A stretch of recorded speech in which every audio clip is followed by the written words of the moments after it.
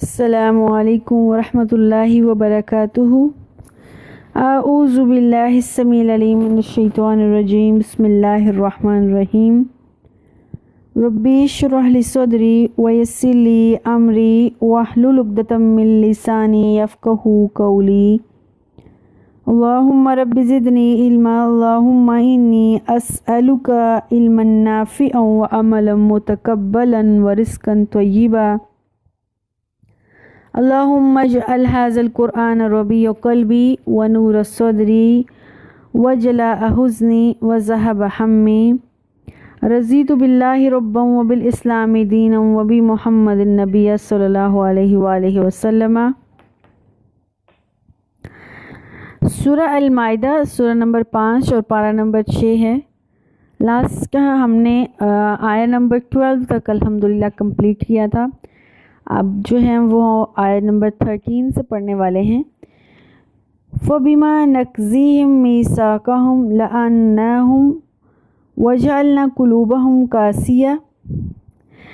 پچھلی آیت میں اللہ سبحانہ وتعالیٰ نے فرمایا تھا کہ بنی اسرائیل کے ساتھ اللہ تعالیٰ نے کچھ وعدے کیے تھے کہ میں ان کے ساتھ ہوں، لیکن اللہ نے کہا تھا میں تمہارے ساتھ اس وجہ سے ہوں گا اگر تم نماز کو قائم رکھو گے، زکوٰۃ ادا کرتے رہو گے، اور اس کے ساتھ ساتھ تم لوگوں کے جتنے بھی انبیاء آئیں گے ان نبیوں پر ایمان لاؤ گے،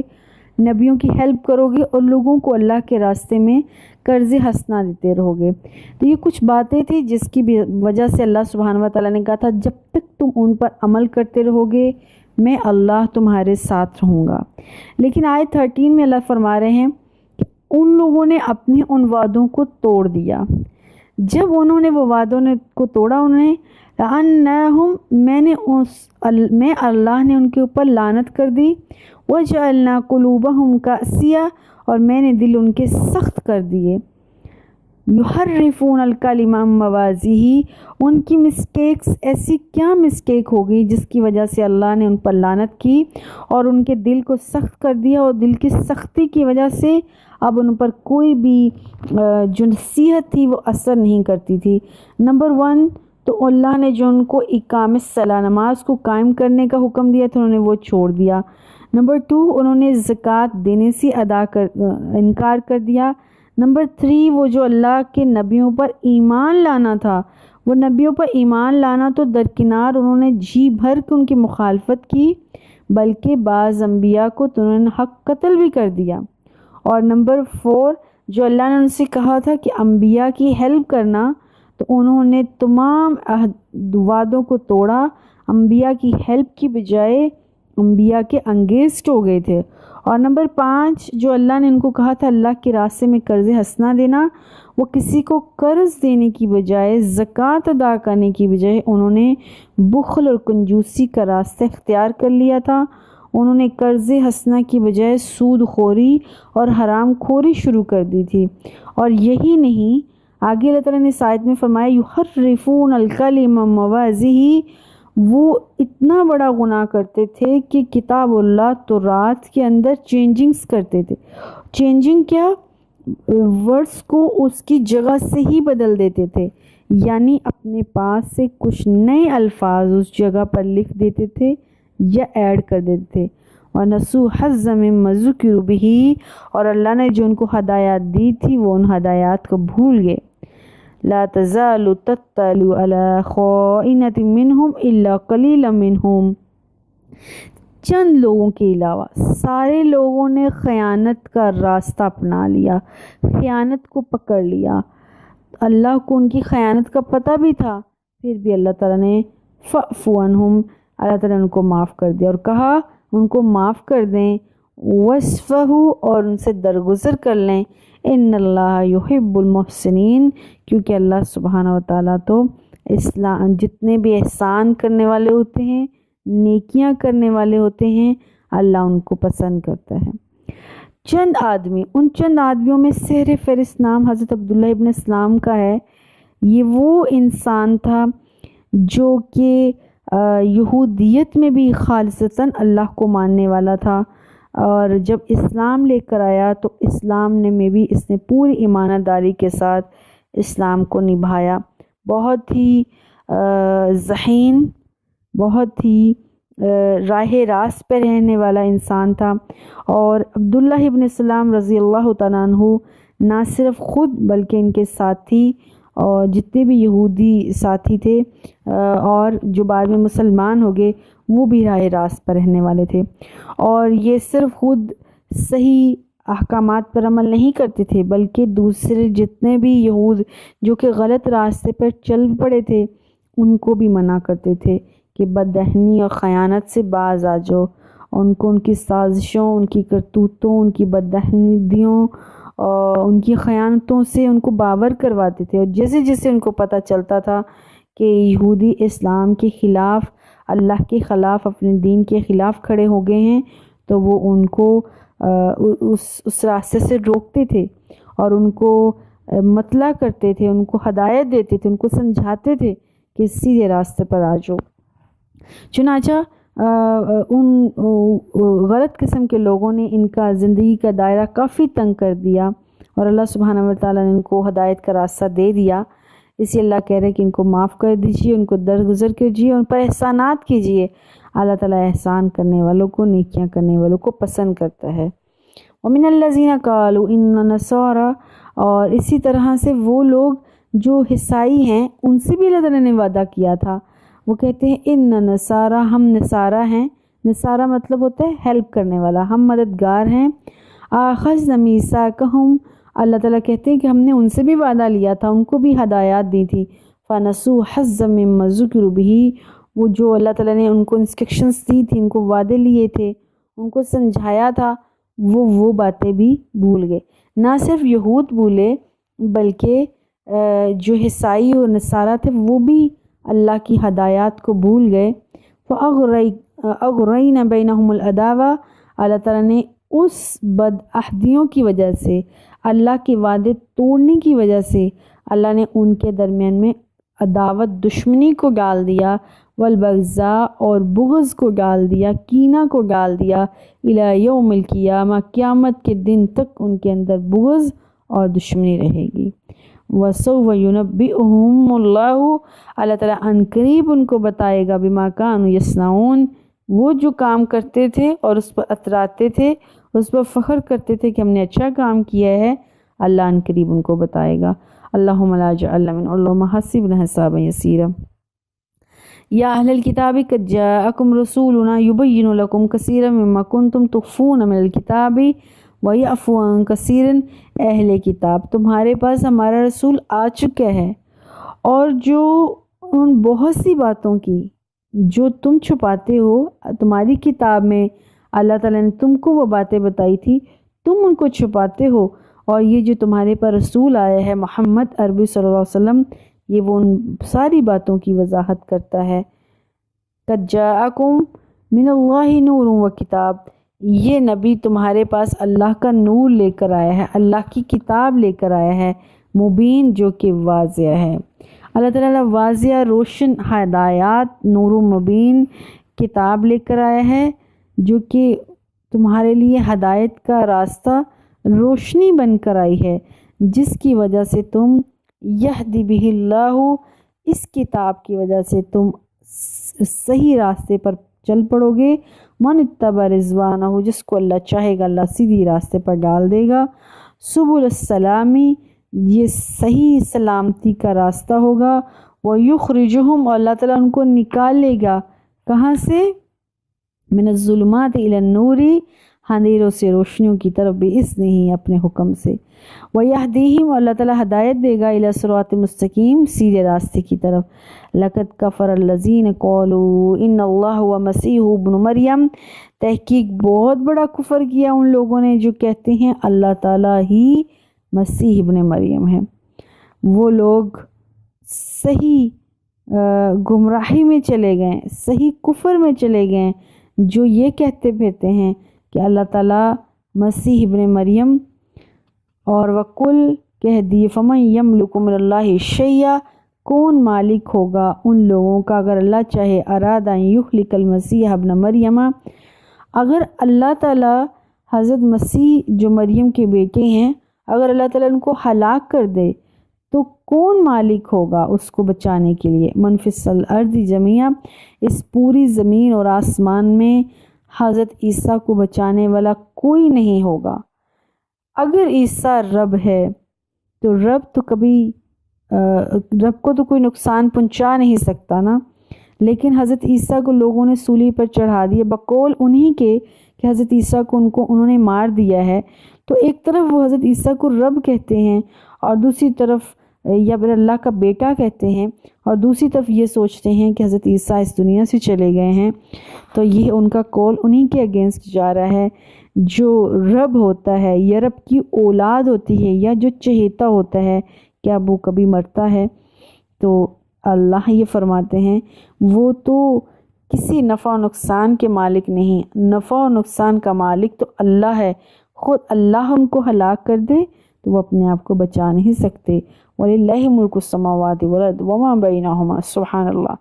ساری چیزوں کی بادشاہت جو آسمانوں میں ہے، جو زمین میں ہے اور جو اس کے درمیان ہے، ہر چیز کا مالک اللہ سبحانہ و تعالی ہے۔ یخلق ما یشاء، اللہ جو کچھ چاہتا ہے پیدا کر دیتا ہے۔ واللہ علی کل شیء قدیر، اللہ ہر چیز پر قادر ہے۔ وقالت الیہود والنصارى، اور کہا یہودیوں اور نصارہ نے، دونوں نے کہا ہے، نحن ابناء اللہ واحباؤہ، دونوں کیا کہتے ہیں؟ ہم تو اللہ کے بیٹے ہیں اور اللہ کے بہت ہی لاڈلے چہتے ہیں۔ قل اے نبی ان سے کہہ دیجئے، فَلِمَا يُعَذِّبُكُم بِذُنُوبِكُم، اللہ تعالیٰ پھر تمہارے گناہوں کی وجہ سے تمہیں کیوں نہیں پکڑتا؟ بلکہ انتم بشر ممن خلق، تم تو وہ لوگ ہو جس کو اللہ نے پیدا کیا ہے۔ یغفر لمن یشاء ویعذب لمن یشاء ویعذب من یشاء، اللہ جس کو چاہتا ہے معاف کر دیتا اور جس کو چاہتا ہے سزائیں دیتا ہے۔ وَلِلَّهِ مُلْكُ السَّمَاوَاتِ وَالْأَرْضِ، اور اللہ ہی کے لیے ہے آسمان اور زمین کی ساری بادشاہت، وَمَا بَيْنَهُمَا، اور جو اس کے درمیان میں ہے، ہر چیز کا مالک اللہ ہے۔ وَإِلَيْهِ الْمَصِيرُ، اور اللہ کی طرف سب کو لوٹ کر جانا ہے۔ آیت نمبر 19 سورہ المائدہ، یا اہل الکتاب قد جاءکم رسولنا، اہل کتاب تمہارے پاس ہمارے رسول آ گئے ہیں۔ یبین لکم، اس رسول نے تمہارے پر واضح بتا دیے ہیں، احکامات دے دیے ہیں، علی فترۃ من رسول، وہ جو رسولوں کا سلسلہ ٹوٹ چکا تھا حضرت عیسیٰ کے بعد تقریباً 650 سال تک کوئی نبی نہیں آیا تھا۔ نبیوں کا ایک سلسلہ ایک حد تک بند ہو چکا تھا، ٹوٹ چکا تھا، اس سلسلے کو دوبارہ جوڑا ہے اس نبی محمد صلی اللہ علیہ وسلم نے۔ وہ نبی تمہارے پاس آیا ہے، اسے نبیوں کا سلسلہ دوبارہ جوڑا ہے۔ ان تقولوا ما جاءنا من بشیر ولا نذیر، تاکہ تم یہ نہ کہہ سکو تمہارے پاس تو کوئی خوشخبری دینے والا اور کوئی ڈرانے والا آیا ہی نہیں، تو ہم کیسے سمجھیں؟ یعنی حضرت عیسیٰ سے پہلے نبی پے در پہ آتے رہے، لوگوں کو سمجھاتے رہے، اب تو ایک عرصے سے کوئی نبی آ ہی نہیں رہا، کوئی ہمیں سمجھانے کے لیے، خوشخبری دینے کے لیے، گرانے کے لیے، تو ہم کس طرح سے ایمان لائیں؟ ہم کس طرح سے اللہ کو مانیں؟ کس طرح سے اللہ کی پہچان کریں؟ اللہ کہہ رہے ہیں میں نے دوبارہ تمہارے اوپر ایک نبیوں کا سلسلہ جوڑا اور وہ آخر الزماں حضرت محمد صلی اللہ علیہ وسلم کو نازل کیا، دنیا میں بھیجا، اور وہ خوشخبریاں دینے والا ہے، ڈرانے والا ہے، تاکہ تم یہ نہ کہہ سکو ہمارے پاس کوئی خوشخبری دینے والا اور ڈرانے والا نہیں آیا۔ وَقَدْ جَاءَكُمْ بَشِيرٌ وَنَذِيرٌ، اب یاد رکھو تمہارے پاس خوشخبری دینے والا اور ڈرانے والا آ چکا ہے۔ واللہ علی کل شیء قدیر، اللہ ہر چیز پر قادر ہے۔ وَإِذْ قَالَ مُوسَىٰ لِقَوْمِهِ، جب اس وقت کو یاد کرو نا جب موسیٰ نے اپنی قوم سے کہا تھا، یا قوم اذکروا نعمت اللہ علیکم، میری قوم جو اللہ نے تمہارے پہ احسانات کیے نا ان احسانوں کو یاد کرو۔ اذ جاء فیکم انبیاء، جب اللہ تعالیٰ نے تمہارے اوپر انبیاء بھیجے تھے، وجعلکم ملوکا، اور بہت سے انبیاء تو ایسے بھیجے جو بادشاہ بھی تھے، وآتاکم ما لم یؤت احدا من العالمین، اے بنی اسرائیل اللہ نے تمہارے اوپر جو نعمتوں کے انبار نازل کیے تھے، اللہ نے جو نعمتوں کی برسات کی تھی وہ پوری دنیا میں کسی پر نہیں کی تھی۔ یا قوم ادخلوا الارض المقدس التی کتب اللہ لکم، اور موسیٰ نے کہا تھا ان کو اے بنی اسرائیل، اے میری قوم، اس ارض مقدس میں داخل ہو جاؤ، فلسطین میں داخل ہو جاؤ جو انبیاء کا شہر ہے، اور ولا ترتدوا علی ادبارکم فتنقلبوا خاسرون، اس زمین میں داخل ہو جاؤ اللہ نے جو تمہارے لیے رکھی ہے، اور پیچھے مڑ کر کبھی مت دیکھنا۔ اگر تم پیچھے ہٹے، اللہ کی بات کو نہ مانا، تو تم بہت نقصان پانے والے ہو جاؤ گے۔ جب فرعون جو ہے، یہ ایک لمبی بات ہے، مصر میں مسلمان رہ رہے تھے، اور مصر میں مسلمان نہیں پہلے تھے، بنی اسرائیل کا جو خاندان پہلے مصر میں نہیں تھا، لیکن اللہ سبحانہ و تعالیٰ نے ان لوگوں کو حضرت یوسف علیہ السلام کی وجہ سے، یوسف وہ نبی ہیں جو نبی بھی تھے اور بادشاہ بھی تھے، اللہ تعالیٰ نے ان کو عظیم سلطنت عطا فرمائی تھی۔ بنی اسرائیل حضرت یوسف کے زمانہ آنے تک پوری دنیا میں ذلیل و خوار ہو چکی تھی، اور ان کے پاس ان کی حکمرانی، ان کی عزت چھن چکی تھی، ان کے برے اعمال کی وجہ سے، اللہ کو صحیح طریقے سے نہ ماننے کی وجہ سے۔ تو پھر اللہ سبحانہ و تعالیٰ نے یعقوب علیہ السلام کے بیٹے حضرت یوسف علیہ السلام کو بہت عظیم مرتبت، عظیم سلطنت دی۔ مصر اور اس کے ارد و نواح میں جتنے بھی ممالک تھے، حضرت یوسف علیہ السلام کی وہاں پر حکمرانی چلتی تھی۔ اس زمانے میں بنی اسرائیل کو جو عزت اور جو مقام اللہ سبحانہ و تعالیٰ نے دیا، دنیاوی اور دینی دونوں اعتبار سے، اقوام عالم اس کی مثال نہیں ملتی۔ لیکن پھر وقت کے ساتھ ساتھ بنی اسرائیلیوں نے اپنی نافرمانی کی بنیاد پر وہ عزت بھی چھنوا لی، یہاں تک کہ حضرت موسیٰ کا دور آئے، حضرت موسیٰ مبعوث ہوئے، اور موسیٰ کے دور میں اس قدر بنی اسرائیلیوں کے حالات خراب ہو چکے تھے، انبیاء کی قوم ہونے کی بنا پر، انبیاء کی نسل ہونے کے باوجود بھی مسلمان مصر میں مصریوں کے ہاتھوں ذلیل و خوار ہو رہے تھے، اور فرعون جیسا انسان ان کے اوپر حکومت کر رہا تھا، اور مسلمان بیچارے نہایت ذلت، اور اس وقت کے مسلمان یا بنی اسرائیل ذلت و رسوائی کی زندگی گزار رہے تھے۔ چنانچہ اللہ تعالیٰ نے پھر دوبارہ حضرت موسیٰ کے ذریعے بنی اسرائیل کو فرعون کی غلامی سے نجات دلائی۔ مسلمانوں کے ذہنوں میں، بنی اسرائیل کے ذہنوں میں اس وقت جو ایک غلامانہ ایک سسٹم چل رہا تھا، اللہ تعالیٰ نے اس کے اندر سے ان کو نکالا، اور پھر وہ جو ایک گائے کی پوجا کرنا اور ایک اللہ کو نہ ماننا اور بہت سے خداؤں کو ماننا، اور اپنے جیسے ایک انسان فرعون کو رب کہنا، یہ بہت سی بیڈ ہیبٹس ان کے اندر پروان چڑھ چکی تھیں۔ مصر میں فرعون کے انڈر رہتے رہتے حضرت یوسف کی وجہ سے، حضرت موسیٰ کی وجہ سے اللہ تعالیٰ نے ان کے اندر سے یہ ساری باتیں نکلوائی، بچڑے کی پرستش، صرف ایک اللہ کو ماننا، یہ ساری چیزیں جو بری بری چیزیں تھیں اللہ تعالیٰ نے ان کی اندر سے نکلوائی۔ اور پھر حضرت داؤد، پھر حضرت سلیمان علیہ السلام جیسے بڑے بادشاہ جو نبی بھی تھے اور بادشاہ بھی تھے، ان کے اوپر انہوں نے حکومت کی۔ خیر یہ ایک لمبی بات ہے۔ اس کے باوجود یہ بنی اسرائیل جو بہت ہی ذلت کی زندگی گزار رہی تھی، پھر دوبارہ اپ ہوئی، دوبارہ ان کا مقام اور مرتبہ بنا۔ تو وہی بات حضرت موسیٰ علیہ السلام جو ہے یہاں پر کہہ رہے ہیں کہ اللہ تعالیٰ نے تمہیں بحر الکلظم میں غرق ہونے سے بچایا، تمہیں پار کر لیا، اور فرعون کو اس میں برباد کر دیا۔ تمہارا جو آبائی شہر ہے، جو فلسطین تمہارے انبیاء کا شہر ہے، سیدنا ابراہیم، اسحاق، یعقوب وہاں پر تبلیغ کرتے رہے، وہ ان کا تبلیغی مرکز ہے۔ ایسے کرو بنی اسرائیل، اپنے ساتھیوں کو خود اس شہر میں داخل ہو جاؤ اور فلسطین پر چڑھائی کرو۔ جیسے ہی تم اس شہر میں داخل ہوگے، اللہ تعالیٰ تمہارے لیے فتح کے دروازے کھول دے گے۔ لیکن چونکہ وہ قوم کوئی اسٹیپ لینا نہیں چاہتی تھی، وہ قوم اس شہر میں داخل ہونا نہیں چاہتی تھی، وہ کچھ ایسا محنت کا کام کرنا نہیں چاہتی تھی، کیونکہ اللہ تعالیٰ نے ان کو اتنا پیمپر کر دیا تھا حضرت موسیٰ علیہ السلام کی وجہ سے کہ آسمان سے ان کے اوپر من و سلوہ نازل ہو رہا تھا، اور بہت سی فیسلٹیز تھیں، اس بنا پر وہ کافی بگڑ چکے تھے۔ اور جو اللہ نے ان کو کہا تھا کہ یا قوم ادخلوا الارض المقدسہ التی کتب اللہ لکم، اللہ تعالیٰ نے جو ارض مقدس یعنی فلسطین جو تمہارا انبیاء کا شہر، تمہارے ابا ابراہیم، اسحاق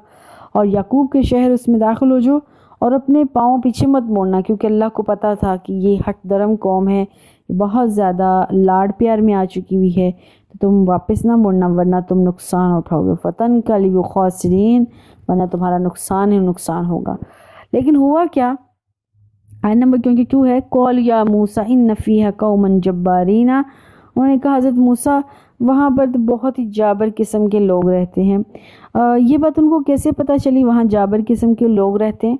انہوں نے ایک گروہ کو، ایک وفد کو خفیہ طور پر بھیجا فلسطین دیکھنے کے لیے کہ وہ کیسا شہر ہے، کیا واقعی ہی وہاں ہمارے لیے کوئی آگے فیسیلیٹیز ہیں، اگلی زندگی وہاں اچھی گزر سکتی ہے۔ تو جب وہ گروپ رپورٹ لینے کے لیے جو گیا تھا وہ واپس آیا تو انہیں آ کر بتایا فلسطین وہ علاقہ ہے کہ پوری دنیا میں ویسا علاقہ کہیں نہیں ملتا، بہت ہی زرخیز شاداب، وہاں کا پانی اور وہاں کی دودھ اور پانی کی نہریں بہتی ہیں، جو معاشی حالت وہاں کی ہے پوری دنیا میں کہیں نہیں ہے، جو وہاں کے فروٹس ہیں، وہاں کی پانی ہے، وہاں کی دودھ ہے، اس ذائقے کا ذائقہ پوری دنیا میں کہیں نہیں ہے۔ لیکن یہ بات انہوں نے حضرت موسیٰ کو بتانے کی بجائے بڑے بڑے سرداروں کو آ کر بتایا، اور ساتھ ہی کہا دیکھو اتنی سب چیزیں اچھی ہونے کے ساتھ ساتھ ایک اور بات بھی ہے، وہ یہ ہے وہ لوگ بہت ہی طاقتور ہیں، زور آور ہیں، قد آور ہیں، ہمیں لگتا ہے کہ ہم ان کا مقابلہ نہیں کر سکتے، اور دل ہی دل میں یہ بات سوچ لی کہ ہم ان کا مقابلہ نہیں کر سکتے۔ حضرت موسیٰ علیہ السلام سے ڈسکس ہی نہیں کیا، اور چنانچہ پہلے ہی ایڈوانس بھی حضرت موسیٰ کو کہہ دیا یا موسیٰ ان فیہا قوما جبارین، وہاں تو بہت ہی طاقتور قسم کے لوگ رہتے ہیں، وَإِنَّ لَن نَدْخُلَهَا، ہم تو اس میں داخل نہیں ہوں گے، حتیٰ یخرجوا منہا، آپ پہلے ان جو وہاں پہ لوگ رہتے ہیں وہاں ان کو نکلوا دیں، پھر ہم کیا کریں گے، فَإِنَّ يَخْرُجُوا مِنْهَا فَإِنَّ دَاخِلُونَ، جب وہ وہاں سے نکل جائیں گے تو ہم اس شہر میں داخل ہو جائیں گے۔ یہ کس بنا پر انہوں نے کہا؟ کیونکہ اس سے پہلے جب بھی وہ حضرت موسیٰ سے کسی بات کا مطالبہ کرتے تھے، حضرت موسیٰ اللہ سبحانہ وتعالیٰ سے کہتے تھے تو فوراً وہ بات پوری ہو جاتی تھی۔ یہاں پر بھی وہ اس قدر پیمپر ہو چکے تھے، اس قدر زیادہ ان کے لاڈ اٹھائے جا چکے ہوئے تھے کہ ان لوگوں نے سمجھا کہ ابھی جب ہم اپنے نبی کو جا کر بات کہیں گے کہ ہمیں اس شہر میں نہیں جانا، تو جو وہاں کے رہنے والے ہیں ان کو وہاں سے نکلوا دو، تو یقیناً حضرت موسیٰ ایسا ہی کریں گے اور ہم بڑے مزے سے اور بڑی شان سے اس شہر میں داخل ہوں گے۔ لیکن پھر کیا ہوا، وہ جو سیاسی حالات معلوم کرنے کے لیے 12 افراد کے گروپ کیا تھا، ان میں کچھ نیک لوگ بھی تھے، پکے مومن بھی تھے، اس میں ایک حضرت یوشع بن نون اور دوسرے کالب تھے، اور یہ دونوں بہت ہی نیک انسان تھے، اور انہوں نے آ کر حضرت موسیٰ علیہ السلام کو بتایا کہ نہیں وہاں کے یہ حالات ہیں، اور وہاں پر سچ میں وہ ایک ایسا شہر ہے جس کو حاصل کرنا کسی بھی قوم کا ڈریم ہو سکتا ہے۔ چنانچہ حضرت موسیٰ نے جب یہ بات سنی اور کہا کہ تم نہایت بزدلی کا مظاہرہ کر رہے ہو، اللہ تعالیٰ نے تمہارے لیے نصرت و فتح کا وعدہ کر رکھا ہے، تم صرف اس سخت اور جابر قسم کے لوگوں سے مت ڈرو، اللہ پر بھروسہ رکھو، اپنی کمر کو باندھ کر رکھو، تمہارا کام اس شہر کے دروازے تک پہنچنا ہے بس، اور دروازے میں اندر داخل ہونا ہے، جب اللہ نے تم کو حکم دیا تو یقیناً وہ اس میں آسانیاں پیدا کرے گا اور تمہارا داخل ہونا ہی ہوگا اس شہر میں، بس تم جرأت مندی سے، حوصلے سے، اللہ پر بیلیف کرتے ہوئے اس شہر کے اندر داخل ہو، اللہ تمہاری مدد کرے گا اور تم ہی غالب ہوگے۔ لیکن ظاہر ہے وہ قوم کافی بگڑ چکی تھی، حضرت موسیٰ کی کسی بات کا انہوں نے کوئی پازیٹیو جواب نہیں دیا۔ ابھی ہم دیکھتے ہیں کیا بات ہوئی، کیونکہ 3 نمبر آئے تھا، قال رجلان من الذین یخافون انعم اللہ علیہم ادخلوا علیہم الباب، ان میں سے جو 2 لوگ تھے جن پر اللہ تعالیٰ نے انعام کیا تھا، کرم کیا تھا، وہ انہوں نے کہا تھا کہ قالوا ادخلوا علیہم الباب، انہوں نے کہا تھا دروازے سے داخل ہو جاؤ، فَإِذَا دَخَلْتُمُوهُمْ، جب تم داخل ہو جاؤ اس دروازے سے، فَإِنَّكُمْ غَالِبُونَ، تو تم غالب ہوگے، وَعَلَى اللَّهِ فَتَوَكَّلُوا إِن كُنتُم مُؤْمِنِينَ، اللہ پر بھروسہ کرتے رہنا، اللہ پر توکل کرتے رہنا، ان کنتم مومنین، اگر تم مومن ہو۔ آیت نمبر 24 ہے قالوا، قوم نے آگے سے کہا یا موسیٰ انا لن ندخلها ابدا، قوم نے آگے سے کہا کچھ بھی ہے، بے شک ہم وہاں پر داخل ہو جائیں اور ہمیں فتح مل بھی جائے، لیکن ہم وہاں پہ نہیں جانے والے، کبھی بھی نہیں جائیں گے، ما دموا فیہا، جب تک وہ لوگ سخت جابر قسم کے لوگ، طاقتور قسم کے لوگ اس شہر میں رہ رہے ہیں، تب تک ہم وہاں نہیں جانے والے۔ اب کیا ہے، فَاذْهَبْ أَنْتَ وَرَبُّكَ، تم اے موسیٰ اور تمہارا رب جو ہے وہ جاؤ، فَقَاتِلَا إِنَّهَا هُنَا، تم دونوں ان سے جہاد کرو اور ان کو وہاں سے اس شہر سے نکالو، إِنَّهَا هُنَا، بے شک ہم تو یہاں قاعدون، ہم تو یہاں چل کر رہے ہیں، آرام سے بیٹھے ہوئے ہیں۔ اے موسیٰ تم چاہتے ہو علیہ السلام کہ ہم اس شہر میں جائیں، اور آپ کا رب چاہتا ہے کہ ہم اس شہر میں جائیں، چنانچہ آپ اور آپ کا رب جائیں، ہم تو یہاں آرام سے بیٹھے ہیں اس شہر میں، اور جب وہ لوگ وہاں سے نکل جائیں تو ہمیں بتا دیجیے گا کہ ہم وہاں اس شہر میں داخل ہو جائیں گے۔ قال، کہا رب انی لا املک الا نفسی، اب حضرت موسیٰ کافی مایوس ہوئے، کافی غمگین ہوئے، کہا اللہ تعالیٰ سے دعا کی ہے میرے اللہ، لا املک الا نفسی، میں صرف اپنے نفس کا مالک ہوں، میں کر جا سکتا ہوں، واخی، اور میرا بھائی، یہ جو میرا بھائی حضرت ہارون علیہ السلام ہے، یہ ففرق بیننا و بین القوم الفاسقین، بس ہم دونوں جا سکتے ہیں، یہ مصر میں رہتے رہتے فرعون کی غلامی میں ان کو اب کچھ سمجھ میں نہیں آ رہا، یہ نافرمانی کرنا اور انبیاء کی بدتمیزی کرنا ان کے پیدائشی اس قوم کے اندر رچا بسا جا چکا ہے، اس لیے یہ ہمارے سامنے بھی اسی طرح کی باتیں کر رہے ہیں، تو میں اے اللہ اپنا اور اپنے بھائی کا ذمہ لیتا ہوں، ہم اس شہر میں بس جا سکتے ہیں اور ہم چلے جائیں گے۔ اب کیا ہوا، اے اللہ ہمارے اس قوم کے درمیان جدائی ڈال دو۔ قَالَ فَإِنَّهَا مُحَرَّمَةٌ عَلَيْهِمْ، اب اللہ تعالیٰ نے آگے ان کو کیا جواب دیا، اے میرے نبی موسیٰ میں نے اس قوم پر حرام کر دیا ہے، علیہم 40 سنہ، ایک کتنے 40 سال، 40 سنہ سال، میں اللہ وعدہ کرتا ہوں اس بزدل اور نافرمان قوم کی سزا یہ ہوگی، اگلے 40 سال تک یہ فلسطین کی سرزمین پر یہ داخل نہیں ہو سکتے، اور فلسطین ان کے لیے فتح و نصرت نہیں بن سکتا، 40 سال تک یہ اسی علاقے میں انہی جنگلوں میں پھرتے رہیں گے، دھکے کھاتے رہیں گے، یتیہون فی الارض، وہ اسی زمین میں مارے مارے پھریں گے، ولا تأس علی القوم الفاسقین، اے میرے نبی موسیٰ اس فاسق قوم پر غم مت کرنا، دکھ مت کرنا، کیونکہ انہوں نے اپنے لیے سارے غم اور سارے دکھیں پال لی ہوئی تھی۔ یہاں پر اس آیت کے حوالے سے ہماری زندگیوں میں سمجھنے کے لیے بہت سی سبق ہیں، جیسے بہت سے لوگ ہم میں سے کہتے ہیں جب اللہ نے جو تقدیر میں لکھا ہے وہ مل ہی جائے گا، تو وہ مل ہی جانا ہے۔ اب یہاں یہ سوال ہے کہ تقدیر میں لکھا تو مل جانا ہے، لیکن ہم انسان کوشش کیوں کرتی ہیں؟ ہم انسان کوشش کرتے ہیں، اسٹرگل کرتے ہیں، اس کے لیے بھاگ دوڑ کرتے ہیں تاکہ وہ چیز ہمیں مل جائے۔ ایک سمپل سی بات ہے، ہمارے ہاں ایک رشتوں کا ایک ہے کہ جب پرپوزلز دیکھے جاتے ہیں بچی یا بچے کے لیے، جب ہمیں پتہ ہے کہ اس کا فلاں ٹائم کو اللہ نے لکھا ہوا ہے، کسی کا نکاح لکھا ہوا ہے فلاں ٹائم کو، فلاں ڈیٹ کو، فلاں کے ساتھ، تو ہم اسٹرگل کیوں کریں؟ لیکن مائیں بیچاری پھر بھی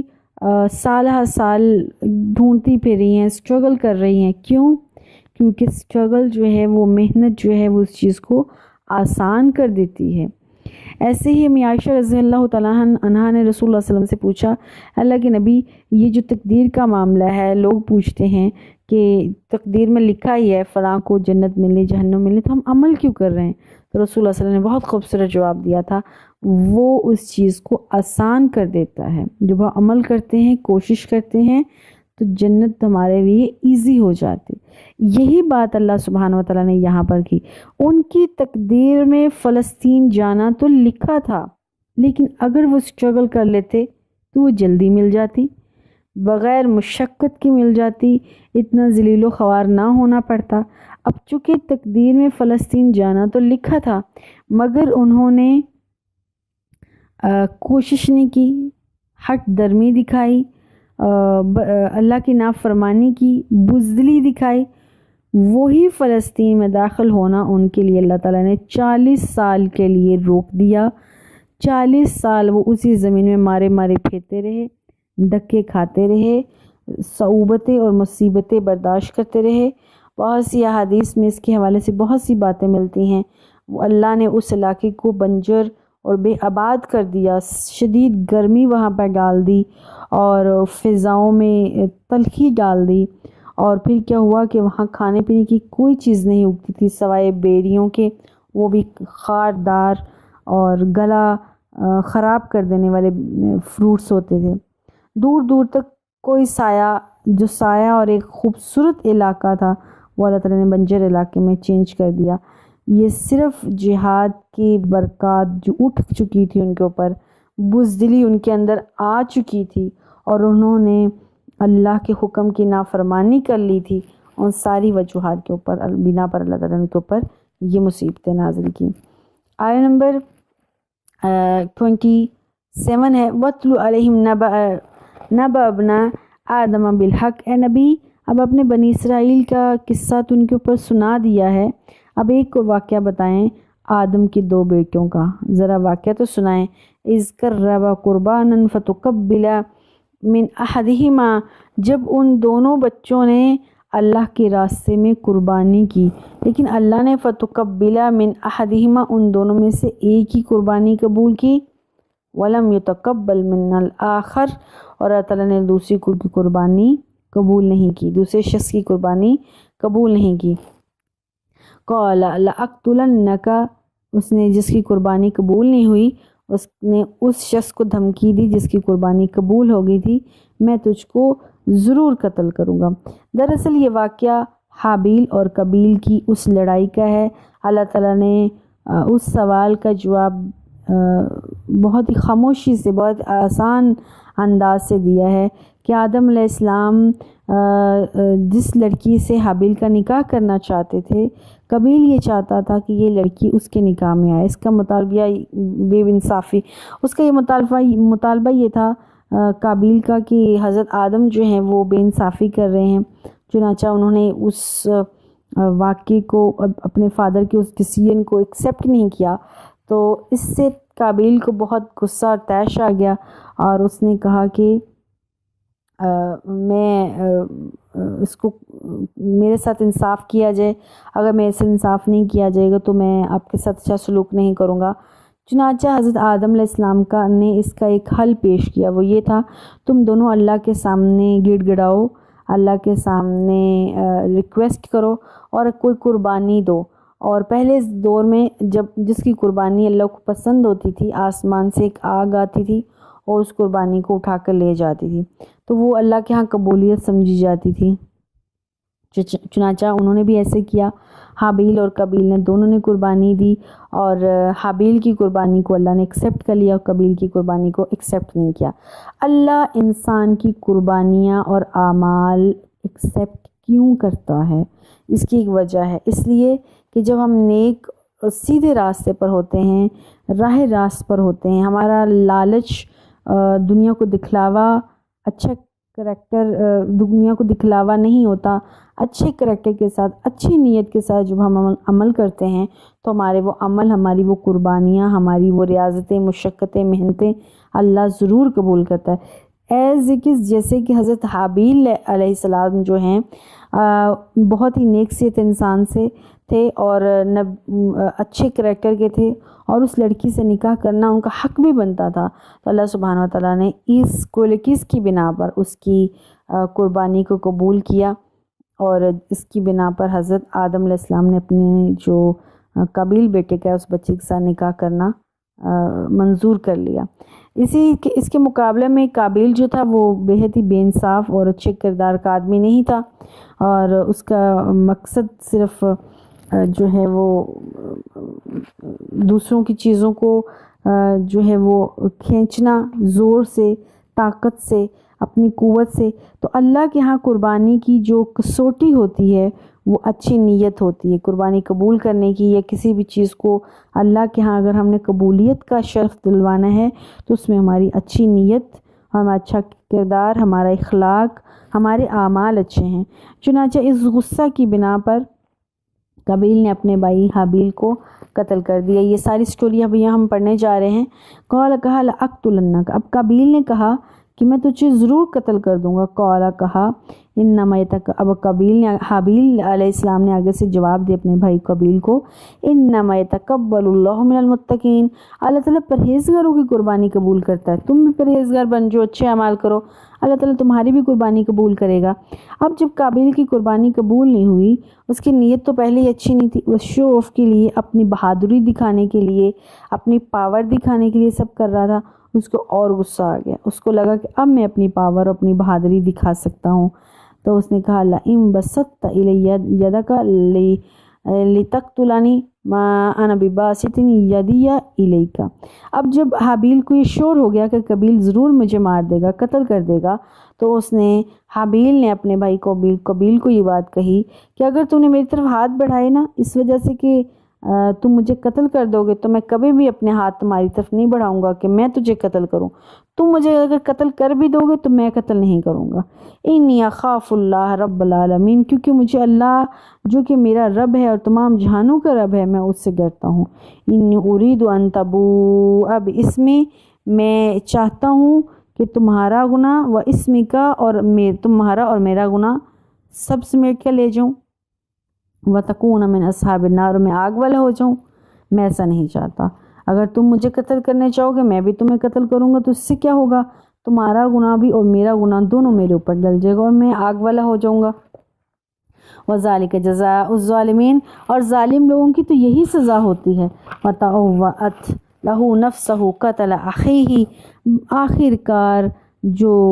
قابیل ہے اس کے دل میں اپنے بھائی کے بارے میں برے خیالات آ گئے اور اس نے اپنے بھائی کو قتل کر دیا۔ فَقَتَلَهُ، جب اس نے قتل کر دیا، فَأَصْبَحَ مِنَ الْخَاسِرِينَ، اب وہ نقصان پانے والوں میں ہو گیا۔ اب اس کو بڑی حسرت ہوئی، بڑا اس کو اپنے اوپر افسوس ہوا، اپنے اوپر غصہ آیا۔ فَبَعَثَ اللَّهُ غُرْبَانًا فَيَبْحَثُ فِي الْأَرْضِ، اب جب قتل تو کر لیا، اب اس کو سمجھ میں نہ آیا کہ اپنے بھائی کو لاش کو چھپائے کہاں، رکھے کہاں، دوسروں سے سائڈ پر کہاں رکھے، کیا کرے اس کا معاملہ۔ تو اللہ سبحانہ وتعالیٰ نے ایک آسمان سے غراب، ایک کوا بھیجا اور اس کوے کے ذریعے اس انسان کو سمجھایا۔ یبحث فی الارض، اس نے کیا کیا؟ زمین کو کریدنا شروع کیا۔ لیریہ کیف یواری سوءۃ اخیہ، تاکہ وہ جو قاتل قابیل ہے اس کو دکھا سکے کہ اپنے بھائی کی لاش کو کیسے چھپایا جا سکتا ہے۔ اب جب اس کوے نے اس کے سامنے وہ سارا پروسیجر کیا، ایک زمین کھودی اور اس کے اندر لاش کو رکھی اور پورا پروسیجر جیسے قبر بنائی جاتی ہے، تو اب جو ہے حضرت جو قابیل تھا اس کو بہت افسوس ہوا۔ اس نے کہا ہے قال یا ویلتا اعجزت ان اکون مثل هذا الغراب،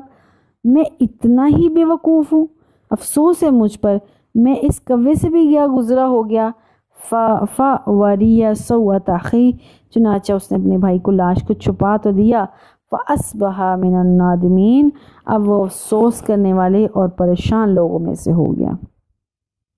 من اجل ذالک، اللہ کہتا ہے اسی وجہ سے کتبنا علی بنی اسرائیل انہ من قتل نفسا بغیر نفس او فساد فی الارض، اللہ کہتا ہے اسی وجہ سے میں نے تورات میں یہ حکم لکھ کر بنی اسرائیل کو دے دیا تھا، جو کسی جان کو بغیر کسی ریزن کی وجہ سے قتل کرے گا یا جو زمین میں فساد کرے گا، فَكَأَنَّمَا قَتَلَ النَّاسَ جَمِيعًا، کسی نے ایک جان کو نہیں مارا، اگر کوئی ایک جان کو مارتا تو ایک جان کو نہیں مارا، کسی نے ایک جان کو نہیں بلکہ پوری انسانیت کو مارا، پوری انسانیت کو قتل کر دیا۔ وَمَنْ أَحْيَاهَا، جس نے کسی ایک انسان کی جان بچائی، فَكَأَنَّمَا أَحْيَا النَّاسَ جَمِيعًا، اس نے پوری انسانیت کی جان بچائی۔ وَلَقَدْ جَاءَتْكُمْ رُسُلُنَا بِالْبَيِّنَاتِ، اسی لیے تو ہمارے رسول تمہارے پاس واضح واضح نشانیاں لے کر آئے تھے۔ ثُمَّ إِنَّ كَثِيرًا مِّنْهُمْ بَعْدَ ذَلِكَ فِي الْأَرْضِ لَمُسْرِفُونَ، لیکن اللہ کے نبی کے احکامات لانے کے باوجود بہت سے لوگ زمین میں زیادتیاں کرنے لگے، قتل و غارت کرنے لگے، ایک دوسرے کے اوپر الزامات لگانے لگے، ایک دوسرے کو برباد کرنے لگے۔ یہی باتیں تو اللہ نے پہلے بتائی تھیں۔ اس دنیا میں سب سے پہلا قتل اور ناحق قتل اگر کسی نے کیا ہے تو قابیل نے اپنے بھائی حابیل نیک سیرت انسان کو مارا اور پھر اس کی لاش کو گلنے سڑنے اور بدبو پیدا ہونے کے لیے چھوڑ دیا۔ اس کو کوئی سمجھ میں نہیں آ رہی تھی۔ اللہ نے اس انسان کو جو کہ انسان تھا اس کو کوے کے ذریعے سمجھایا۔ سب انسان ہی ہے، لیکن انسان اشرف المخلوقات تب بنتا ہے جب وہ انسان کی کوالٹیز تک پہنچتا ہے، ورنہ تو انسان جانور سے بھی گیا گزرا ہے۔ قابیل کی اس مثال نے ہمیں یہ بات سمجھائی، جو انسان اشرف المخلوقات ہونے کی چاہت رکھتا ہے اس کو حابیل جیسی کوالٹیز پیدا کرنی پڑیں گی، پھر وہ اشرف المخلوقات بنے گا، وہ صحیح معنوں میں آدم بنے گا۔ اور جو اپنے اندر قابیل جیسی کوالٹیز پیدا کرے گا، اس جیسا حسد، بغض اور اناد رکھے گا، اس کی مثال تو کوے سے بھی گئی گزری ہے، وہ کوے سے بھی گیا گزرا ہو جاتا ہے۔ پھر ایسے لوگوں کو پرندے جانور سمجھانے آتے ہیں کہ زندگی کس طرح سے گزاری جا سکتی ہے، وحشیانہ حرکتوں سے کس طرح سے باز آیا جا سکتا ہے۔ روئے زمین پر محمد عربی صلی اللہ علیہ وسلم فرماتے ہیں سب سے پہلا قتل، سب سے پہلا جو خون ہے وہ آدم کے بیٹے پر آتا ہے، کیونکہ وہ پہلا شخص ہے جس نے قتل کو جاری کیا تھا۔ اور ہر قتل، جب بھی کوئی شخص قتل کرے گا اس پہلے شخص کے اوپر اس کا گناہ آتا ہے جس نے سب سے پہلے قتل کیا تھا، اور بعد میں جتنے بھی لوگ آئیں گے رہتی دنیا تک جو بھی قتل و غارت کریں گے اس کا گناہ قابیل کے کندھوں پر بھی جائے گا، ایز اٹ از جتنا گناہ اس انسان کے اوپر جائے گا جو گناہ کرے گا، قتل و غارت کرے گا۔ اللہ تعالیٰ سے دعا ہے اللہ تعالیٰ ہمیں صحیح معنوں میں حابیل اور نیک سیرت لوگوں میں شامل کر لے۔ پھر نیک سیرت لوگوں کو دنیا میں بھی نیک سیرت عورتیں ملتی ہیں، نیک زندگی ملتی ہے، اور تا قیامت آنے تک اس شخص کا اللہ تعالیٰ نیک لوگوں میں تذکرہ فرماتا ہے۔ اور جو لوگ حسد، بغض اور لالچ اور دنیا میں دکھلاوے کے لیے کچھ کرتے ہیں اللہ کے لیے، اللہ ان کو نیک ساتھی بھی دنیا میں نہیں دیتے، دنیا میں بھی ان کی بربادی ہے، اور قیامت آنے تک وہ بد لوگوں میں ان کا تذکرہ رہتا ہے۔ تو اللہ سے دعا اللہ ہمیں نیک لوگوں میں ہمارا تذکرہ کرے تاکہ ہم نیک سیرت لوگ، ہمیں اللہ سیرت بنائیں، ہم بھی کوشش کریں نیک سیرت ہونے کی تاکہ ہمارا تذکرہ بھی نیک لوگوں میں ڈالا جائے۔ اور اللہ تعالیٰ سے دعا ہے کہ اللہ ہمیں قتل و غارت، فساد، دہشت گردی ان ساری چیزوں سے محفوظ رکھے، کیونکہ جس نے کسی ایک جان پر ظلم کیا اس نے ایک جان پر ظلم نہیں کیا، ایک جان کو قتل نہیں کیا، بلکہ اس نے ساری کائنات کو قتل کیا، سارے لوگوں کو قتل کیا۔ لیکن اگر کسی نے ایک جان کو زندگی بخش دی، ایک جان کو زندگی کو سیو کر لیا، اس نے پوری انسانیت کو سیو کر لیا۔ بہت خوبصورت پیغام اللہ سبحانہ وتعالیٰ نے اس آیت میں مسلمانوں کو دیا ہے، اور اسلام سے بڑھ کر کوئی سیکیور، اسلام سے بڑھ کر کوئی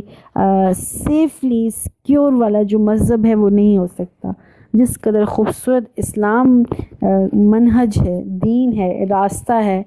اس سے زیادہ کوئی اور دین نہیں ہو سکتا۔ اور جو لوگ بھی اسلام کو دہشت گردی والا دین اور غلط دین پورٹرے کر رہے ہیں، وہ دراصل اسلام نہیں ہے، اور ایسے لوگ بھی مسلمان نہیں ہیں۔ وہ قابیل کے ساتھی تو ہو سکتے ہیں لیکن حابیل کے ساتھی نہیں ہو سکتے، وہ ایک صرف انسان ہو سکتے ہیں لیکن آدم کے بچے نہیں ہو سکتے، وہ اشرف المخلوقات میں سے نہیں ہو سکتے۔ اس لیے اللہ سے دعا ہے کہ اللہ ہمیں صحیح راستے پر چلائے، اور اسلام کو پر اس طرح سے عمل کریں کہ اسلام دنیا کے سامنے، ہمارا مذہب، ہمارا دین دنیا کے سامنے اچھے لفظوں میں پورٹرے ہو، پتہ چل سکے کہ اس دین کو بھیجنے والا خود یہ کہہ رہا ہے کہ جو کسی ایک انسان کو قتل کرے گا اس نے پوری انسانیت کو قتل کیا، اور جس نے کسی ایک انسان کو سیو کیا اس نے پوری انسانیت کو سیو کیا، تو یہ دین کس طرح سے پوری انسانیت کو تباہ و برباد کر سکتا ہے، یا یہ دین کس طرح سے پوری دنیا میں فساد برپا کر سکتا ہے؟ کبھی نہیں کر سکتا۔ نیکسٹ آیات میں ہم اسی فساد اور اسی قتل و غارت کے جو آفٹر افیکٹس ہوتے ہیں اس دنیا میں بھی اور آخرت میں بھی، وہ انشاءاللہ پڑھیں گے۔ والسلام علیکم ورحمۃ اللہ وبرکاتہ۔